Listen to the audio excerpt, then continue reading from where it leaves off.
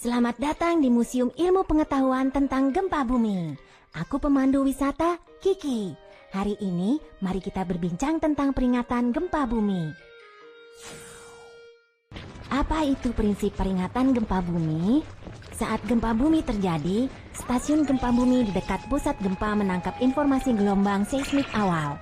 Kemudian, pusat peringatan gempa bumi akan segera memperakirakan parameter seismik dan intensitas dampak dan mengirim tanda siaga ke wilayah gempa bumi sebelum gelombang seismik yang merusak terjadi guna memperingatkan warga untuk melakukan tindakan siaga darurat dan mengurangi kerugian bencana. Saat gempa bumi terjadi, ada dua jenis gelombang seismik, yaitu gelombang membujur dan gelombang melintang. Gelombang membujur memiliki kecepatan perambatan yang lebih cepat, tetapi menyebabkan sedikit kerusakan. Gelombang melintang memiliki kecepatan perambatan yang lebih lambat, tetapi menyebabkan lebih banyak kerusakan. Saat sistem peringatan gempa bumi mendeteksi datangnya gelombang membujur, maka sistem ini akan mengirim tanda siaga sebelum datangnya gelombang melintang yang lebih merusak. Terdapat zona buta untuk peringatan gempa bumi di dekat pusat gempa. Secara umum, jangkauan efektif peringatan gempa bumi adalah sekitar 50 hingga 200 km dari pusat gempa. Akibatnya, sulit bagi orang-orang untuk merespons meski tanda siaga dikirim untuk area di dalam radius 50 km dari pusat gempa. Sementara untuk area berjarak 200 km dari pusat gempa, karena kerusakan yang disebabkan gempa bumi mungkin tidak serius, tanda siaga tidak diperlukan. Pesan peringatan gempa bumi dapat dikomunikasikan melalui radio, televisi, ponsel, dan media lainnya. Segera setelah menerima pesan peringatan gempa bumi, jika kamu berada di lantai 2 atau lebih tinggi, ingatlah tips berbaring, bernaung, dan berpegangan kuat. Dan lindungi dirimu dengan mencari penampungan terdekat. Jika kamu berada di lantai 1 atau berada di luar, segera berlari ke area terbuka dan aman. Setelah menerima pesan peringatan gempa bumi, kereta peluru akan segera menarik rem darurat agar tetap aman. Pembangkit listrik tenaga nuklir akan segera dipadamkan juga. Berikutnya, mari kita perkuat pengetahuanmu tentang peringatan gempa bumi melalui game balapan sistem peringatan gempa bumi dan gelombang seismik.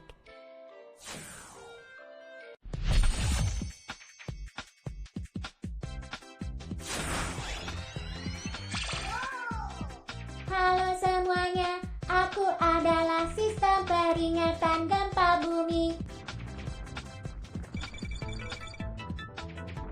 Ini adalah gelombang membujur seismik, gelombang melintang seismik yang lebih merusak sebentar lagi datang. Aku harus menyampaikan informasi tentang gempa bumi kepada warga di kota terlebih dulu.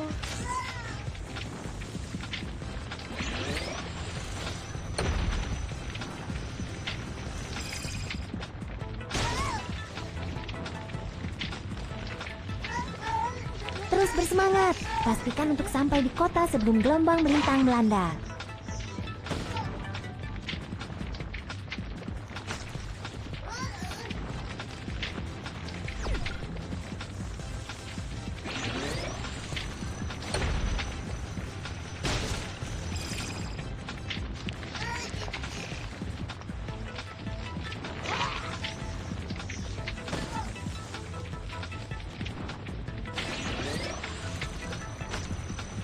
Kami akan segera tiba di kota. Terus bersemangat.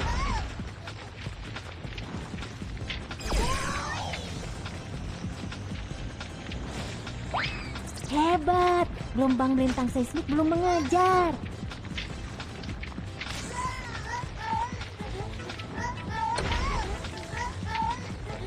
Terus bersemangat, pastikan untuk sampai di kota sebelum gelombang melintang melanda.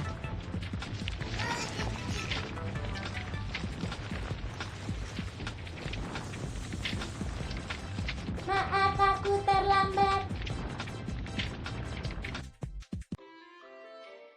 Sekarang, tahukah kamu prinsip peringatan gempa bumi? Terjadi gempa bumi, segera evakuasi ke area terbuka dan aman.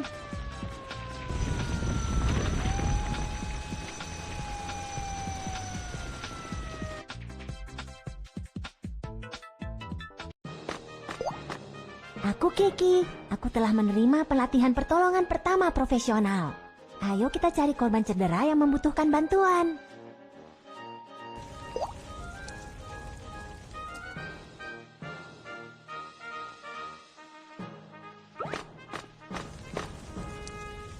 Terjadi kebakaran.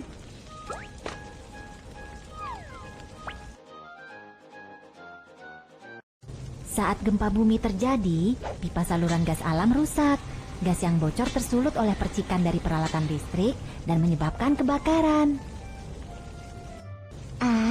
Apa yang harus kita lakukan? Basahi handuk terlebih dulu.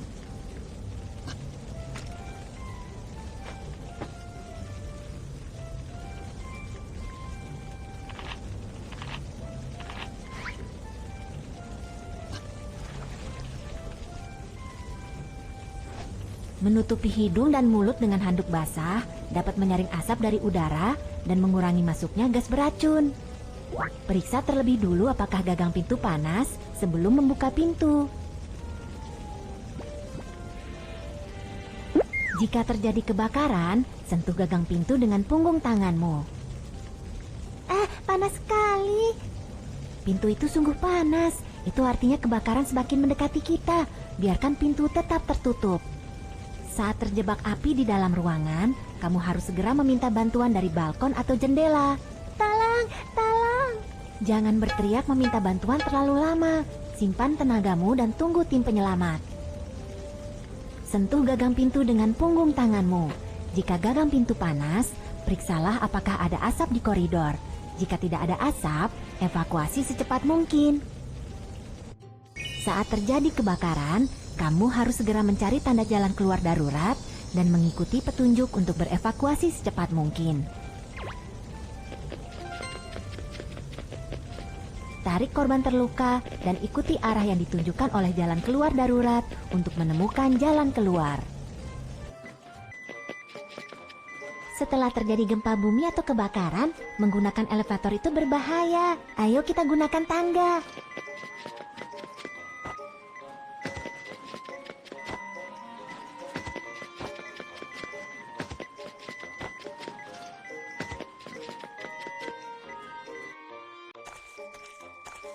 Lenganku melepuh, rasanya sakit.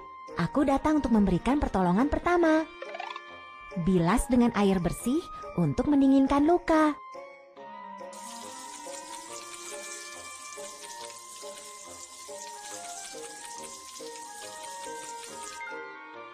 Potong bagian pakaian di dekat luka.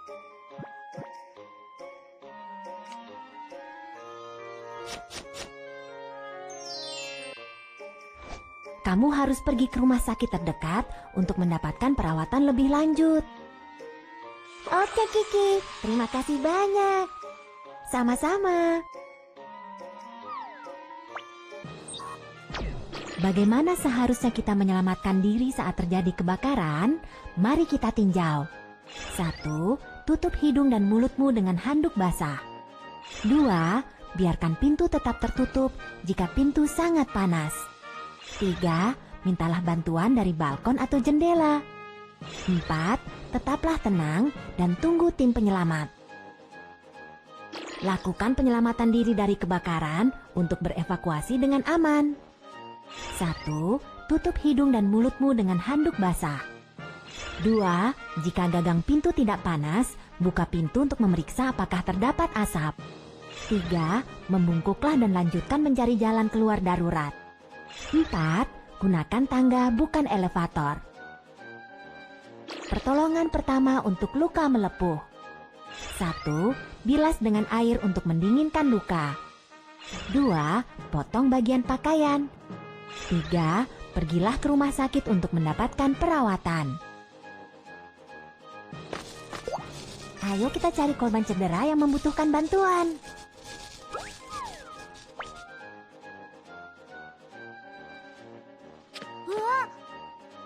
Tidak, kelihatannya dia tersetrum listrik. Ayo kita hubungi staf profesional untuk mendapatkan bantuan secepatnya. Saat kabel listrik jatuh ke atas tanah di dekatmu, ini dapat menciptakan tegangan langkah. Kamu harus melompat dengan salah satu kaki secepatnya dan tetap menjauh dari tempat jatuhnya kabel agar kamu tidak tersetrum. Sepatu boot pemadam kebakaran dibuat dari karet khusus yang dapat menghentikan aliran listrik dan memberikan perlindungan terhadap bahaya tersetrum. Tahukah kamu alat apa yang digunakan untuk mengangkat kabel listrik? Kamu benar, batang kayu kering dapat menghentikan aliran listrik. Lingkungan di lokasi tersebut aman. Aku telah menerima pelatihan pertolongan pertama profesional. Kita dapat mulai penyelamatan sekarang. Ada apa? Ada apa? Tolong aku. Tolong aku menelepon nomor darurat dan mendapatkan defibrilator eksternal otomatis atau AED. Oke. Jika dada tidak naik selama 5-10 detik, itu menandakan bahwa korban cedera mengalami henti jantung tidak bernapas. Mulailah resusitasi jantung paru atau CPR secepatnya. Pertama-tama, lepaskan kancing baju korban cedera. Tekuk tanganmu dan letakkan pada bagian tengah dada, di tulang dada bagian bawah. Tekan kuat-kuat untuk melakukan kompresi dada.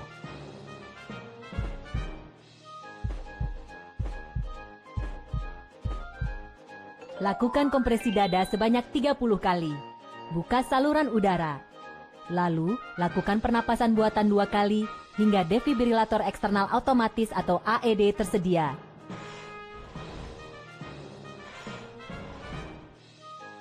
Kita memiliki defibrilator eksternal otomatis. Nyalakan defibrilator dan operasikan sesuai dengan perintah suara.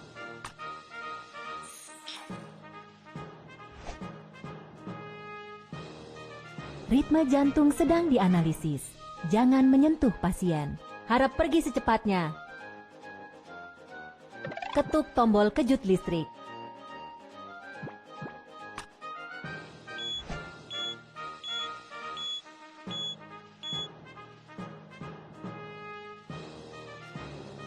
Oke, kamu sudah bangun. Segera setelah tim medis tiba, kami akan memberimu perawatan lebih lanjut. Jangan cemas. Bagaimanakah prosedur pertolongan pertama untuk korban henti jantung? Mari kita tinjau. 1. Lakukan evaluasi dan pemeriksaan di lokasi. 2. Mintalah bantuan, hubungi layanan medis darurat, dan dapatkan AED. 3. Lakukan siklus kompresi dada 30 kali dan napas buatan 2 kali. 4. Lakukan defibrilasi listrik. Ayo kita cari korban cedera yang membutuhkan bantuan.